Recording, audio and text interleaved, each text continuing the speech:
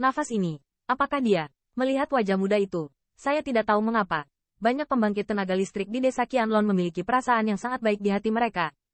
Meskipun sama-samar menebak identitas Qin Yichen, mereka tidak yakin. Bagaimanapun, dalam kesadaran mereka, pembangkit tenaga listrik yang begitu kuat adalah milik ras lain. 10.3. Melihat wajah kusut, Qin Yichen menghela nafas dan berbisik.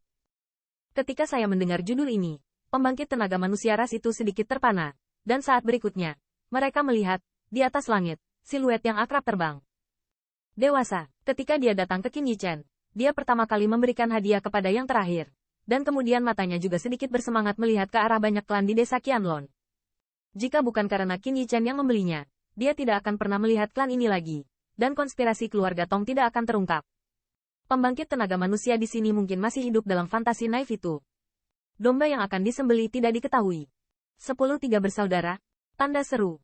Ketika mereka melihat 3-1, kelompok pembangkit tenaga manusia juga terkejut. Mereka yang meninggalkan Qianlong Zai tidak pernah kembali. Ketika mereka mengetahui konspirasi keluarga Tong, mereka pernah mengira bahwa ketiganya juga telah dibunuh secara brutal. 10.10. Apakah kamu baik-baik saja? Di depan orang banyak, saudara 7 bertanya dengan penuh semangat. Itu adalah orang dewasa yang menyelamatkanku. Tan menghela nafas, lalu melirik. Kumpulkan ini dulu, lalu dengarkan pengaturan orang dewasa. Tidak ada yang mempertanyakan kata-kata tanggal 3 Maret meskipun dia tidak mengatakan identitas Qin Yichen.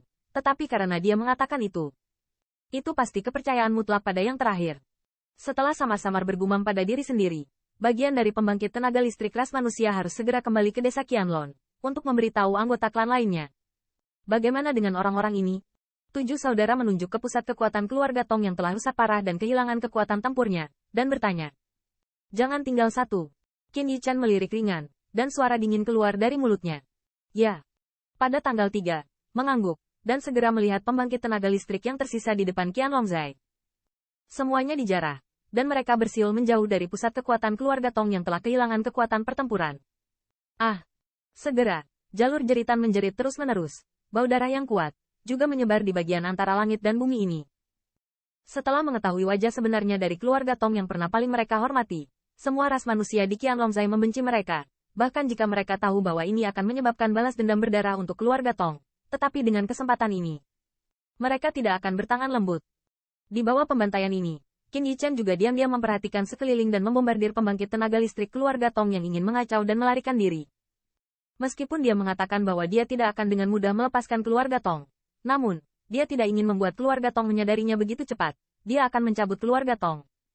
Jika tidak, akan ada keluarga Tong kedua, dan kemudian akan ada desa Qianlong kedua dan ketiga. Setelah memecahkan pembangkit tenaga keluarga Tong di sini, Qin Yichen juga diam-diam memberitahu berita tentang Lei Lingfeng dan yang lainnya di hutan yang putus asa. Pada saat ini, situasi di hutan yang putus asa tampak sangat kacau. Meskipun pada awalnya sama sekali tidak siap oleh kejahatan keluarga besar keluarga kekaisaran, aliansi monster guntur juga merespons dengan cepat. Boneka raksasa itu juga dengan cepat menyerbu. Meskipun tidak ada pembangkit tenaga listrik teratas yang muncul, mereka tidak dapat melarikan diri dari hutan yang putus asa. Tetapi dalam hal ini, mereka tidak lagi dirugikan karena dipukuli. Kekuatan kedua belah pihak serupa, dan Evil Das akan mengirim beberapa pasukan untuk menemukan jejak mereka. Karena semua orang tahu bahwa orang yang paling diuntungkan dari 10.000 reruntuhan keluarga kekaisaran adalah kedua orang ini. Mereka adalah prioritas utama. Dengan cara ini, alih-alih membiarkan Lei Lingfeng mengambil posisi aktif, mereka bahkan dengan sengaja menciptakan ilusi rute pelarian Qin Yichen, sehingga menghancurkan pusat kekuatan keluarga kekaisaran agung. Setelah mengetahui rumor Qin Yichen, Lei Lingfeng tidak ragu. Dia tampan dan kuat, dan bergegas ke arah ini. Lampu-lampu di kota anak-anak dipenuhi dengan lampu-lampu pesta. Pada hari ini, dengan pancaran cahaya pagi yang pertama, banyak orang mengalir di jalan-jalan Tongcheng, yang tampak sangat ramai. Dan arus orang yang memikul bahu ini hampir selalu bergerak ke arah Tong bergerak ke satu arah, yaitu Tongfu. Namun, sebagian besar dari orang-orang ini dihentikan saat berada di dekat jalan Tongfu, karena siapapun yang tidak memiliki undangan tidak berhak masuk ke sana. Menyeberangi beberapa jalan yang ramai, Qin Yichen dan Lei Yunyu akhirnya tiba di keluarga Tong di pusat kota. Melihat rumah bocah itu seperti benteng kecil, Qin Yichen juga menggelengkan kepalanya. Keluarga Tong ini memang salah satu keluarga terbesar di Tanah Darah. Hanya benteng yang dijaga ketat ini, saya tidak tahu berapa banyak sumber daya keuangan untuk diinvestasikan di dalamnya. Tembok di sekitar Tongfu seperti tembok kota kecil. Selain itu, ada sejumlah pembangkit tenaga patroli secara berkala. Di celah antara tembok kota, beberapa yang tajam bisa terlihat. Senjata, di bawah sinar matahari, bersinar dengan kilau dingin. Apalagi di sekitar Tongfu, sama sekali tidak ada bangunan tinggi. Tidak mungkin menyelinap ke langit tanpa ketahuan. Selain itu, Qin Yichen juga dapat merasakan bahwa ada jalur nafas yang menyapu dari satu ke yang lain di Tongfu, dan tidak ada jalan buntu. Pertahanan ini cukup tangguh. Tatapan Lei Yunyu melirik, dan dia sedikit terkejut. Qin Yichen sedikit mengangguk. Mungkin karena Penatua Agung keluarga Tong adalah hari ulang tahun yang besar hari ini. Keluarga Tong juga khawatir seseorang akan membuat masalah, dan Tongfu akan menjadi sangat ketat. Bagaimanapun, ini adalah tempat darah, dan kekuatan di dalamnya semuanya adalah orang-orang yang sangat panas. Jika mereka tidak menunjukkan kekuatan yang cukup untuk mengejutkan mereka, orang-orang ini mungkin tidak akan beristirahat.